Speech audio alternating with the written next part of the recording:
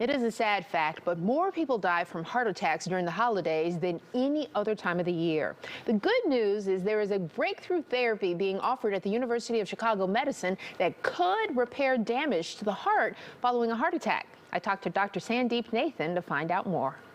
There's quite a few heart attacks that happen between Christmas and New Year's in the months of December and January. I think it's important to try to differentiate, is it related to the weather or is it related to the holidays? And it seems to be the latter. There's a lot of risk factors that sort of cluster in the holidays, dietary indiscretions, stress related to the holidays, and perhaps delays to actually obtaining medical care. And so I think all of those sort of conspire to increase the risk of heart attacks during the holiday season. For people that have obviously never experienced a heart attack, what goes on in the body when you are experiencing a heart attack? Well, every organ system requires oxygen, and whenever there's an interruption in the flow of oxygen to an organ system, the tissues start to suffer. That's exactly what happens during a heart attack, where an artery fills up, typically with blood clot, cutting off the blood supply to the heart, which is a muscle, a pump, and as an unfortunate consequence of that, heart muscle will suffer or irreparably be damaged as a result of it. And many times we thought that was it. If it was damage done to the heart, there was no way to repair it. But now at the University of Chicago, you guys have a new treatment method that may be able to reverse some of that damage? We're very fortunate to be among the first in the country to offer a novel therapy known as supersaturated oxygen, or SSO2 for short. It's an adjunctive therapy that we provide in addition to the standard of care, which is to open up that blocked blood vessel as soon as we can using angioplasty and stent techniques. These are all catheter-based, minimally invasive techniques that have been used for decades.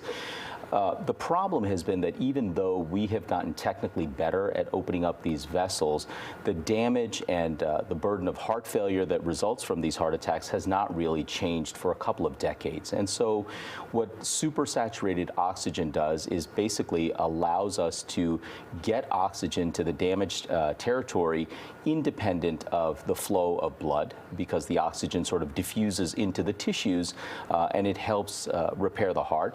It certainly helps to mitigate the amount of damage that would have happened otherwise. And is there a certain period of time that this needs to take place between the time you had the heart attack?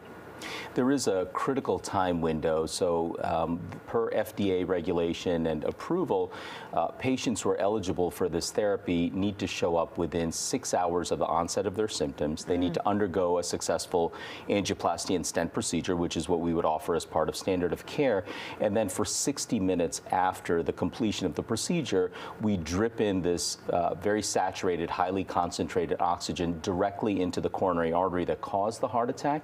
And I think one very notable point here is that this is really reserved for big heart attacks that affect the front side of the heart, what's colloquially known sometimes as the widowmaker. Okay, so who is a candidate for this? Do you have to be a certain age, or is there a certain race or ethnicity that are a better candidate for this procedure? All patients that are presenting with an anterior heart attack affecting the front side of the heart, typically affecting the left anterior descending coronary artery, or LAD for short, and as I mentioned, often this is referred to as the widowmaker for unfortunately appropriate reasons, are eligible for this. And so it does apply to a very large population of patients. Keep in mind that in the United States, somebody's having a heart attack every 40 seconds. That maps out to almost 800,000 heart attacks per year, and a significant chunk of those could potentially benefit from this therapy. So typically after a person suffers that widowmaker heart attack, they don't go on to have very good outcomes either as well.